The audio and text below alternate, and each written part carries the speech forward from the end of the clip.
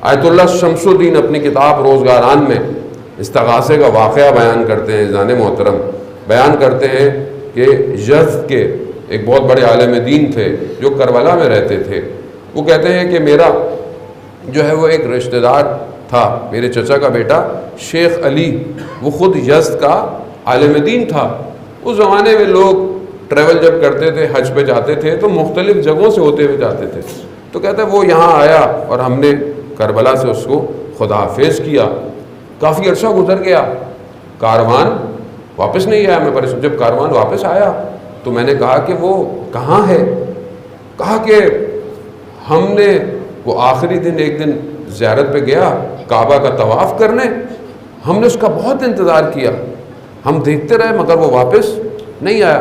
ہم سمجھ گئے کہ اسے جو اہل بیت کے دشمن ہیں انہوں نے پکڑ لیا ہوگا اور اس کو قتل کر دیا ہوگا. ہم اس کا سامان لے آئے ہیں اور ہم یزد کی طرف واپس جا رہے ہیں.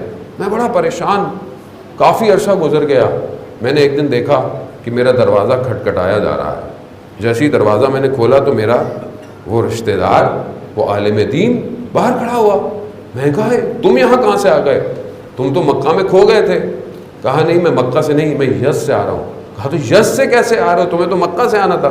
کہا میں ابھی تھکا ہوا آیا، مجھے اندر تو آنے دو، مجھے چائے تو پلاؤ، پھر میں تمہیں بتاتا ہوں. خیر بیٹھا.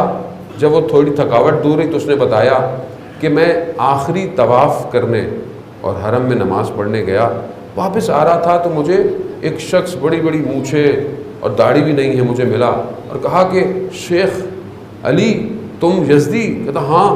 کہتا ہے مجھے نہیں پہچانا؟ کہا میں نے نہیں پہچانا.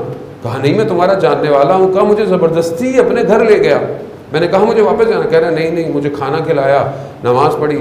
کہتا مجھے جانے دو، میرے جو ساتھ کاروان ہے وہ میرا انتظار کر رہے ہیں. کہہ رہا نہیں رکو، آج رات یہیں رکو.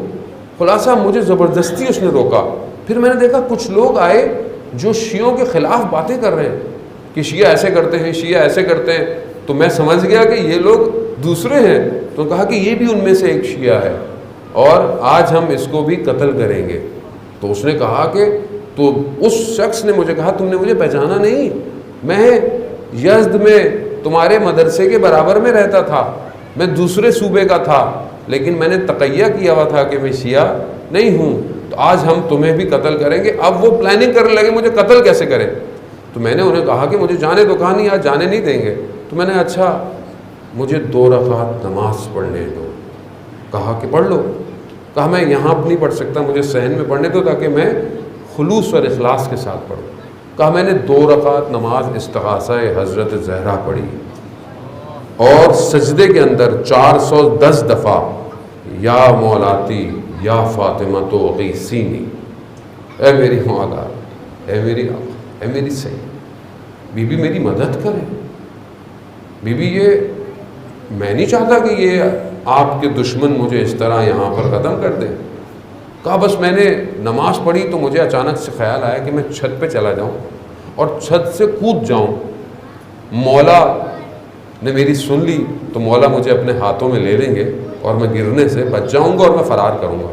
جیسے ہی میں چھت پر گیا تو مجھے مکہ کے پہاڑ نظر نہیں آئے، کہاں غائب ہو گئے. اچانک سے میں نے دیکھا کہ یہ تو یزد کی پہاڑیاں ہیں. جب میں نے دیکھا تو میں تو اپنے گھر میں کھڑا ہوا ہوں. میں نے کہا میں خواب دیکھ رہا ہوں کہ بیدار ہوں، لیکن میں ویسے ہی اپنے گھر میں دیکھا رات کا وقت ہے، بچے سو رہے ہیں. میں نے اوپر سے چھت کا دروازہ کھٹکھٹایا، بچے گھبرا گئے. کہا کون؟ کہا میں تمہارا والد ہوں. کہا آپ تو مکہ گئے تھے. کہہ رہے دروازہ کھولو میں تمہیں داستان بتاتا ہوں. عزیزان محترم، ایک نماز استغاثہ مکہ سے واپس یزد لے آئی. ایمان چاہیے.